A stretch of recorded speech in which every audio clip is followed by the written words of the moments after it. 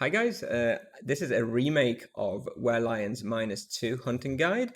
Now that I've learned a little bit more about making videos and sharing results. So let's get straight into it. So Werelions -2 is a bit of a unusual respawn. Not that many people hunt it, and I think it's very close to Werelions -1. Okay, it's only from my calculations, from my practices and testing, it's about 5% worse than Werelions -1, at least for a 300-400 level EK. So if you're like a low level EK, it's oftentimes much better to go to Werelions -2, where it's much more commonly free than, try and fight for Werelions -1 with 20 people in the queue or whatever. Anyway, here's the breakdown. Experience 8 out of 10, loot 9 out of 10, spawn difficulty 6 out of 10. It's a little bit easier than Werelions -1 because you don't get these huge pulls where there's like 15 Werelions. Optimization difficulty is about 3 out of 10, access difficulty about 4 out of 10, popularity about 6 out of 10 in comparison to the 9 out of 10 that I've put for Werelions -1. This place is still somewhat popular, but a lot less popular than Werelions -1. And this place can effectively be hunted by Knight and Paladin solo, no problem. And it can probably be hunted by Druid, Sorcerer, and EK and ED as well, though not quite as effectively. So here are my results from Werelions -2. So in a 29, almost 30-minute hunt here, I had about 2.5 million experience gained, which means it's about 5 million an hour.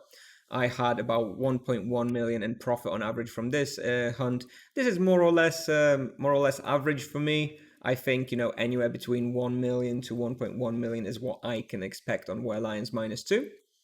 With regards to some good results, if you have slightly lower skills, slightly less experience, you can probably aim for about 4.6 million experience and 800 to 1 million in profit an hour.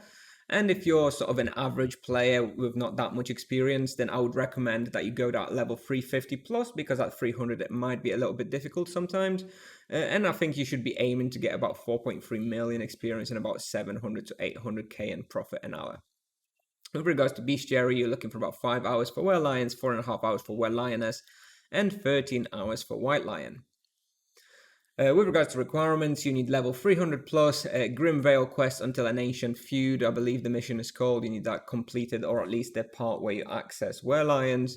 And you will also need an ice weapon. I do not recommend hunting here without an ice weapon. Recommended imbuements are 2 times vampirism, 1 times void, 1 times crit, and 1 times holy protection. The holy protection is important because they really do a lot of holy damage, and if you don't have it, you will take a beating. And we can see this in the damage breakdown, where it's about 44% physical, 32% holy, and 24% fire. So in this input analyzer, I do have a holy protection imbue active, and I have a falcon shield, fabulous legs, and a sun catcher. So more or less, I have just as much fire protection as holy protection. So yeah, obviously prioritize physical protection still, but you do need holy and fire. And rainbow necklace is slightly better than foxtail or werewolf amulet, but only just. So if you don't have rainbow necklace, I wouldn't bother buying it just for this respawn. With regards to supplies, you probably need about 2,000 strong mana potions per hour. I don't actually use that many. I don't use any supreme health potions at -2 because -2 is a lot easier than -1. But anyway, I think you should probably still carry 20 to 50 just in case you're struggling. The best charms are dodge on Werelioness and freeze/low blow on Werelion, and the character you will see in the video is a level 415 EK with 125 axe, 2 times vampirism, 1 times void, 1 times crit, and 1 times axe imbuements, and I have no boost, no praise, and no charms active. So if I had charms active, the results would be even a little bit better than what I already presented.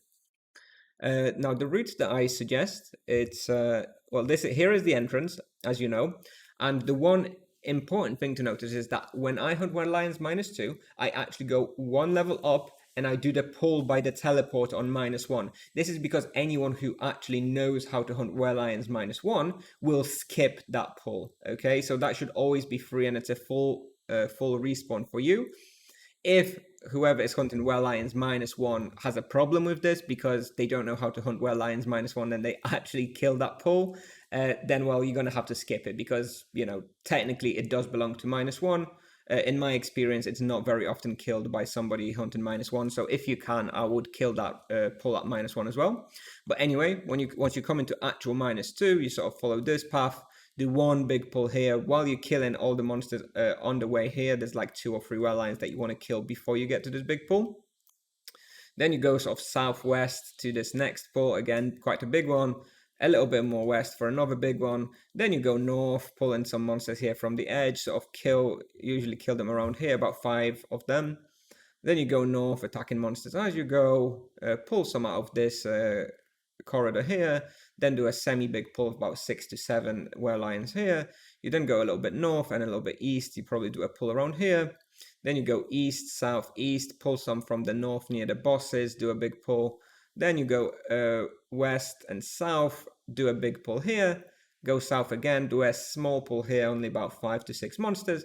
And then you back at the entrance and you reset at -1 to do the -1 pull as discussed, if it's possible. And that's it. That's how I hunted here, so I will now show you the video from the hunt. And if you do enjoy the video, please make sure to like and subscribe, and I'll see you in the next one. Bye bye.